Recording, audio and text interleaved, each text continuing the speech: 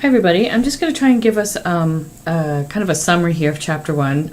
I'll try this as a form of helping you get ready for the quizzes, and let me know if this works for you or if it's not helpful. And so I'm going to go through a shorter version of what I would be doing in class. So Chapter 1 is called What is Marketing? And when we ask people, what is marketing, what they think they're going to be studying here, advertising is always the first thing that comes up. Advertising and selling and promotions, and basically most people would say that they think marketing is how to sell stuff, is kind of the answer that I most often get. But I wanted to point out here, the American Marketing Association defines marketing as this. Here's the definition that's in your book. But let me point out a couple things here. It's the activity and the process and all that for creating, communicating, delivering, and exchanging offerings that have value for customers. And that's really the thing. The most effective marketers aren't the ones who come up with a product and then convince people that they want it. They're the ones that figure out what people want, what people value, and then create it, let them know they have it, and deliver it. And then the exchanging is actually the sale. So it's actually, good marketing is actually the reverse of what most people think. Most people think you come up with something and then you push it at people, you convince they have it. But the most effective marketers aren't that. They're the ones that go out there first, figure out what people want, and then provide it. And if you notice, advertising and selling and promotion are definitely a big part of marketing, but we don't even get to that stuff until like Chapter 12. So the first thing we have to do is figure out what people want. And so we'll spend a long time talking about that, understanding the customers, understanding the environment that we work in before we go into that too far. So the next part is the components of marketing, and the four activities or components of marketing that your book will be creating value, communicating value,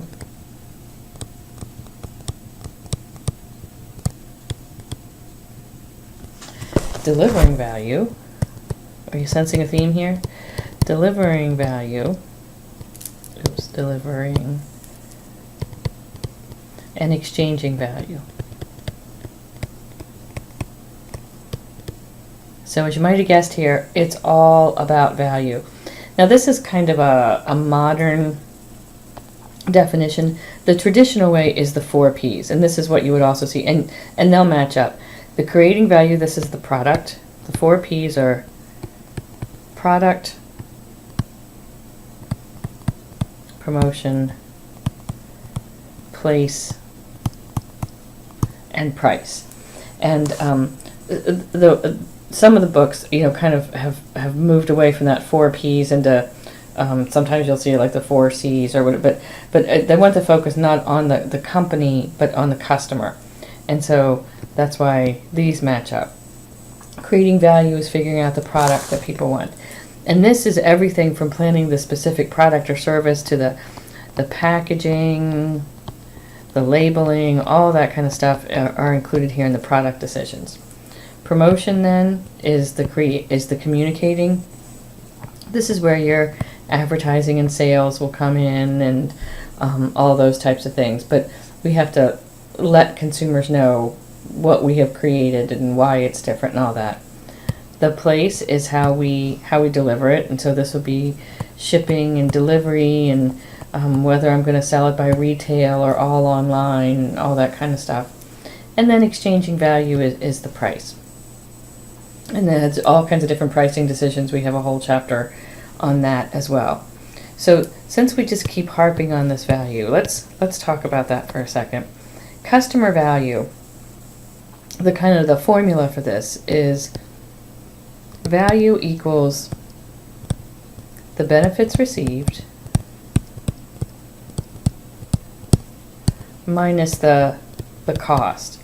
And this will be the price you paid plus the hassle. You know, sometimes if it's cheaper but it's more of a hassle to get to, the actual cost or the actual price is higher. And so this is determined by the customer. And it'll be different for different people, right? Because different people will measure this hassle differently. Different people will, this will vary by person, the benefits received. Some people think it's worth it and some people don't. That's why I like Starbucks, for example. Some people say that's ridiculous. Even though everybody's paying the same price, some people think that price is worth the benefits they receive, and some people don't. And so they make different decisions there. Some people think, well, Walmart, it's great. I mean, sure, you have to go at 2 o'clock in the morning to avoid the crowds, but it's worth it. Whereas some people think that hassle adds too much to the price and it's not worth it. But basically, people are willing to pay for something as long as they feel the benefits that they receive are greater than the cost or the price to them. And again, the more the benefits, the higher the price you can charge. So if you can figure out what customers really value, what they really want, you can charge more for the product if the benefits you're. But if you're putting on benefits that they don't value, then they're not going to be willing to pay for that. So let's see. The next thing here is the marketing concept, and this means really that everyone is focused on creating value for the customers. The focus here is all on the customer. So it's not, what can we, the company, get out of it? And this further goes that every employee in the company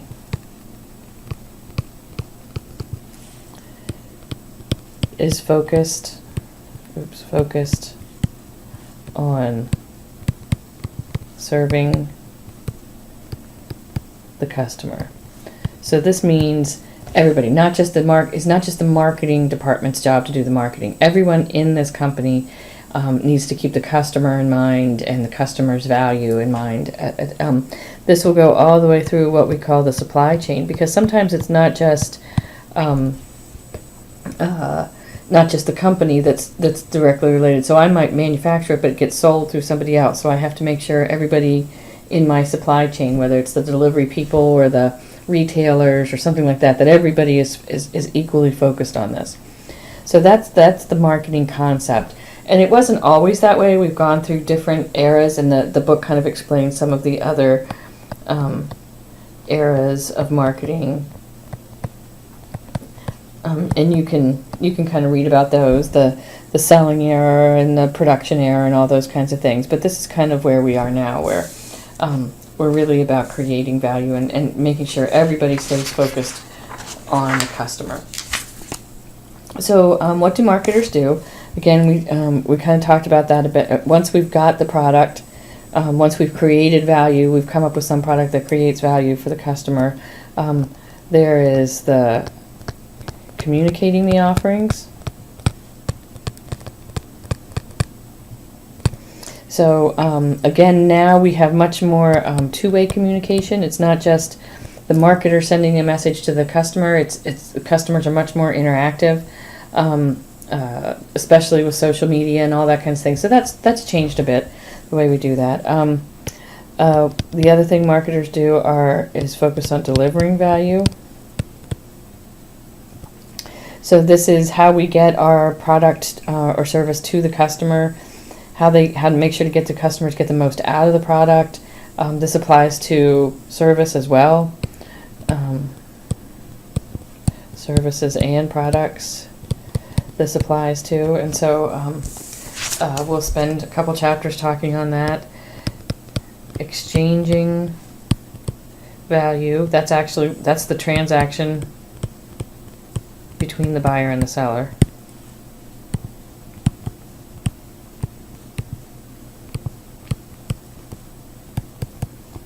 And so that's when we actually make the sale, and that's where we'll talk about price. Let's see, who does marketing? Most of the time we think about for-profit firms, and most of the examples we use are actually for-profit.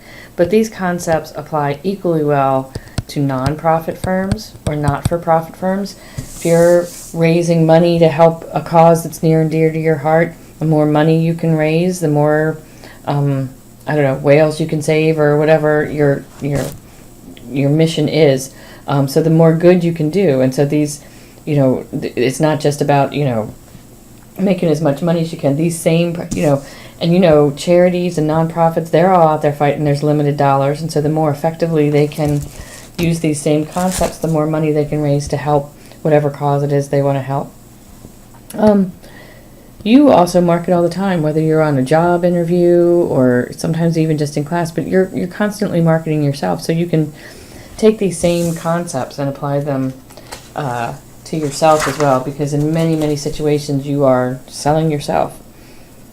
The impacts of marketing on society. So the idea here is that through marketing, and marketing has a lot of criticisms, right? I have that on the next slide. But let's talk about what it can do. Through this process of communicating with the customers, we can figure out what they want. And so we can constantly provide improved products by listening to what customers say and by watching what sells and what doesn't. And if we can make improved products, then hopefully we can have improved lifestyles, and all this because we focus on delivering value. We figure out what people want and then we provide it to them, and so that's supposed to make their lives easier. Marketing can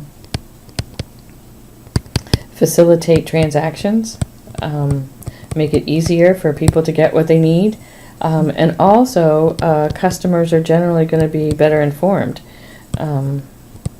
more informed through all the ways we communicate with them.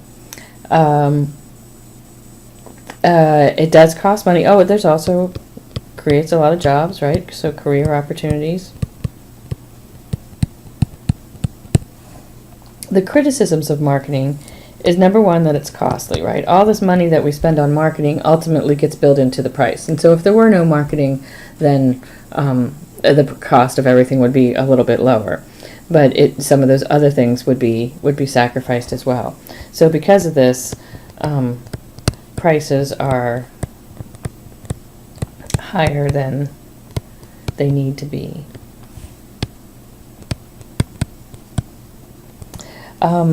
The other big criticism is that marketing creates wants for unneeded goods.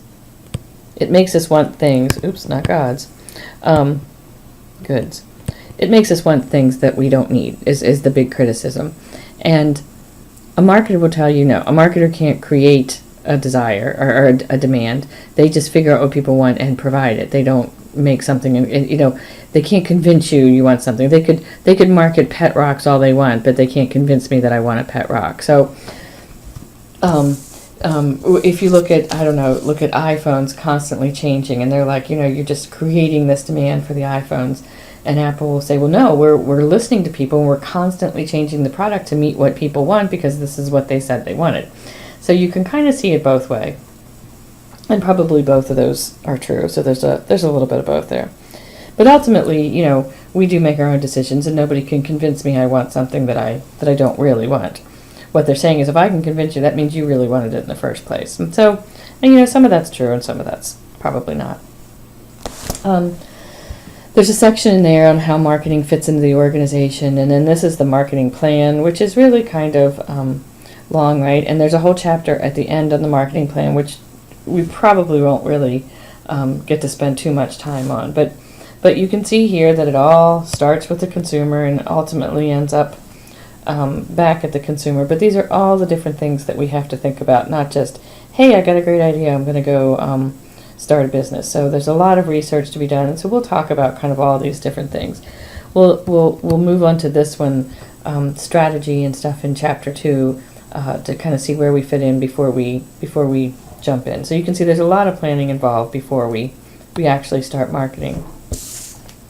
And the last thing I wanted to talk about here was how marketing has changed recently, and how the environment that we work in. One of the changes is ethics and ethical standards, and social responsibility. There's a lot more pressure on businesses in general and marketers also to be more socially responsible. So you will see that, and that will actually be popping up throughout the book. Also, sustainability. Using our resources wisely, being greener, and a lot of times this is kind of a win-win. You know, a lot of times being green can make you look like you care about the environment if you're a company, but it can also save you money. So sometimes it's a benefit for the consumer and for the company. An increase on service industries, so becoming more service dominated. Also, much more of a focus on metrics. Long ago, marketers would say, well, you can't really quantify what we do, you know, the impact is so large. But increasingly, marketers are forced to show a return on the marketing dollar, just like any other. Like if a manufacturer, you know, the production guy wants $1 million for a new piece of machinery, he has to show how that's going to benefit. And increasingly, marketers are forced to show that as well. So And technology has allowed us to actually be able to do a lot more. So you see a lot more of that. As with most areas of business, the global environment. And along with that, the technological environment. Technology. Again, a lot of times because of technology, we're more global. But there's hardly anybody that's not affected by global issues or by technology. And this especially has changed what marketers do so much in the recent years. So these are kind of the themes that you'll be seeing in a lot of the chapters. These will keep overlapping there, and so you'll kind of see how that's been really impacting the way marketing does what they do. So that's a little summary and kind of a preview of what we're going to be talking about this semester. And I will post this up for you, and hopefully this is helpful, and I'll make another one for Chapter 2.